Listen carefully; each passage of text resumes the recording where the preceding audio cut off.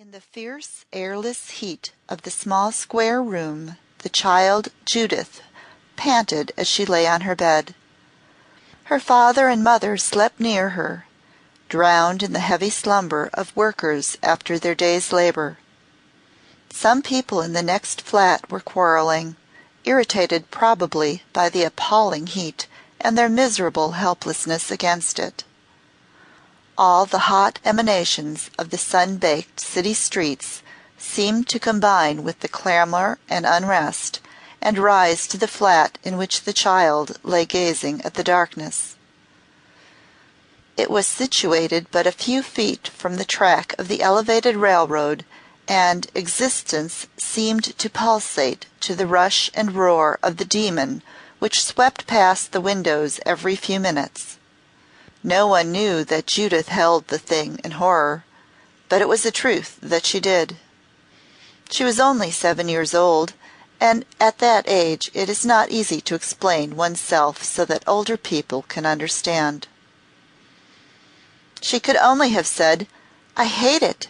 It comes so fast. It is always coming. It makes a sound as if thunder was quite close. I can never get away from it." The children in the other flats rather liked it. They hung out of the window perilously to watch it thunder past and to see the people who crowded it pressed close together in the seats, standing in the aisles, hanging on to their straps. Sometimes, in the evening, there were people in it who were going to the theatre, and the women and girls were dressed in light colors and wore hats covered with white feathers and flowers.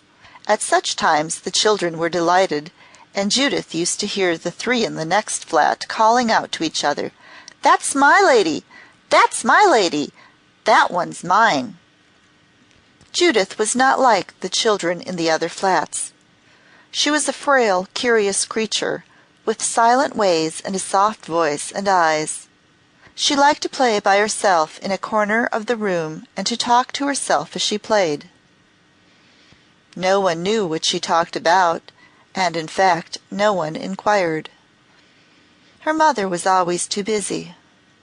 When she was not making men's coats by the score at the whizzing sewing machine, she was hurriedly preparing a meal which was always in danger of being late.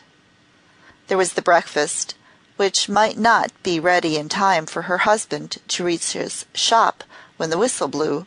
There was the supper, which might not be made in time to be waiting for him when he returned in the evening.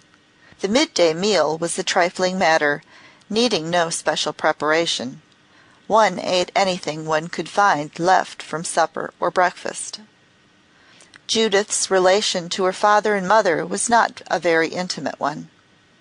They were too hard worked to have time for domestic intimacies, and a feature of their acquaintance was that though neither of them was sufficiently articulate to have found expression for the fact, the young man and woman felt the child vaguely remote.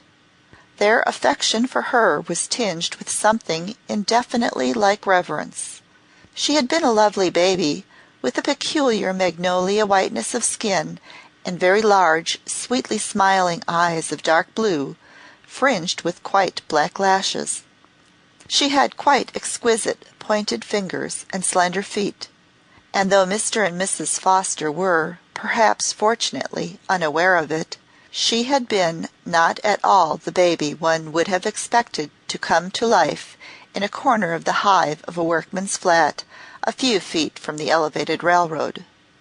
"Seems sometimes as if somehow she couldn't be mine," Mrs. Foster said at times. "She ain't like me, and she ain't like Jem Foster.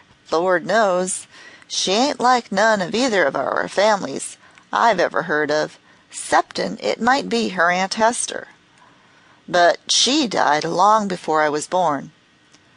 I've only heard Mother tell about her. She was an awful pretty girl.